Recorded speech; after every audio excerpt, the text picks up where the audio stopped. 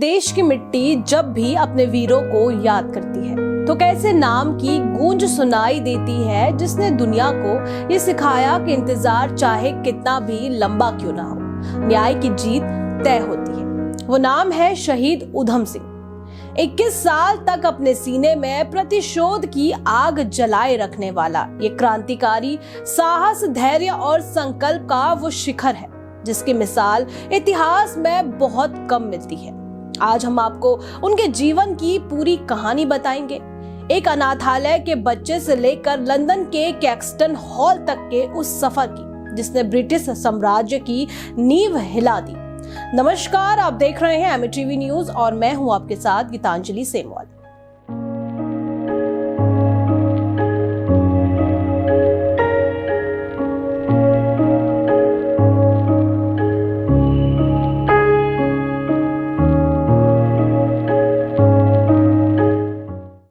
उधम सिंह का जन्म 26 दिसंबर 1899 को पंजाब के सुनाम गांव में हुआ। उनका शुरुआती जीवन दुखों की छाया में बीता। बहुत छोटी उम्र में उन्होंने अपने माता पिता को खो दिया और अपने भाई के साथ अमृतसर के एक अनाथालय में पले बढ़े। लेकिन अनाथालय की उन दीवारों के बीच पल रहे उस बालक के भीतर देशभक्ति की एक ऐसी ज्वाला थी जिसे दुनिया ने अभी तक पहचाना नहीं था। 13 अप्रैल 1919 को जलियांवाला बाग में हुए नरसंहार ने उनके जीवन की दिशा हमेशा के लिए बदल दी। उस दिन उन्होंने केवल लाशें नहीं देखी बल्कि ब्रिटिश हुकूमत की वो क्रूरता देखी जिसका हिसाब चुकता करना अब उनके जीवन का एकमात्र लक्ष्य बन गया। उधम सिंह की शिक्षा और संघर्ष की कहानी किसी रोमांचक फिल्म से कम नहीं है। उन्होंने ये समझ लिया था कि दुश्मन को हराने के लिए केवल जज्बा काफी नहीं बल्कि दुनिया को समझना भी जरूरी है। यही कारण था कि वे करीब 20 देशों की यात्रा पर निकल पड़े। बहुत कम लोग जानते हैं कि अपनी पहचान छिपाने के लिए उन्होंने अमेरिका और यूरोप में अलग अलग काम किए।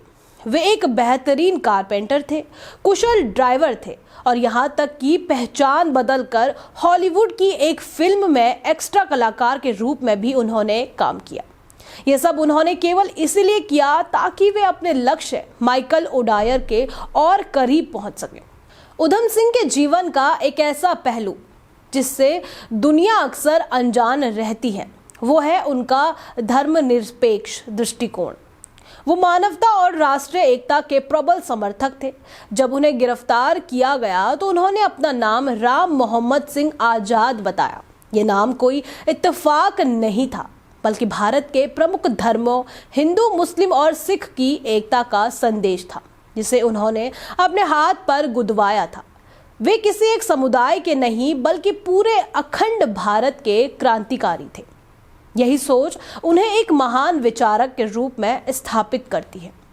13 मार्च 1940 का वो दिन इतिहास के पन्नों में सुनहरे अक्षरों में दर्ज हो गया।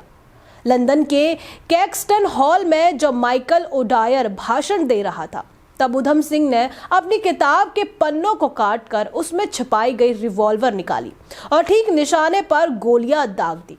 21 साल पहले जलियांवाला बाग में बहाए गए मासूमों के खून का हिसाब उस दिन पूरा हुआ। उधम सिंह चाहते तो वहां से भाग सकते थे लेकिन उन्होंने वीरता का परिचय देते हुए खुद गिरफ्तारी दी।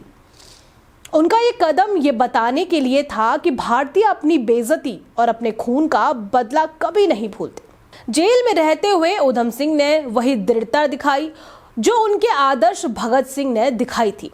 उन्होंने भूख हड़ताल की और हर पल देश की आज़ादी के सपने देखते रहे। अदालत में उन्होंने गुजरते हुए कहा, मैंने उसे मारा क्योंकि वो इसके लायक था। वो मेरे लोगों की आत्मा को कुचलना चाहता था, इसीलिए मैंने उसे कुचल दिया। ये केवल एक बयान नहीं था बल्कि एक पीड़ित देश की वो आवाज़ थी जो सदियों से दबी हुई थी।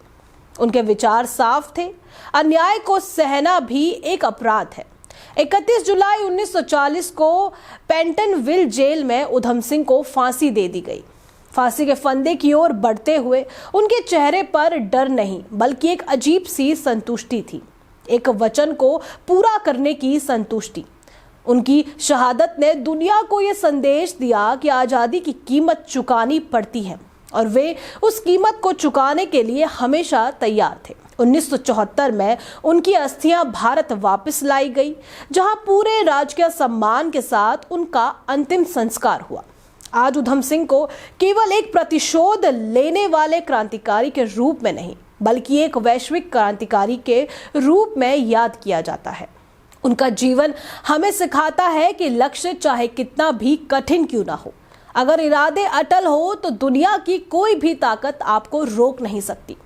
वे आज के युवाओं के लिए धैर्य, साहस और अखंडता के प्रतीक हैं। उनका नाम इतिहास के उन सितारों में शामिल है जो अंधेरी रातों में भी आज़ादी की राह दिखाते रहते हैं। शहीद उधम सिंह की दास्तान आज भी हर भारतीय की रगों में जोश भर देती है। उनका बलिदान, उनकी वैश्विक सोच और उनका अद्वितीय धैर्य हमें हमेशा प्रेरित करता रहेगा। हम उन्हें केवल एक वीर योद्धा के रूप में नहीं, बल्कि एक ऐसे महानायक के रूप में याद करते हैं जिसने पूरी दुनिया को भारत की असली ताकत का एहसास कराया। ऐसी ही और जानकारी के लिए बने रहिए हमारे साथ।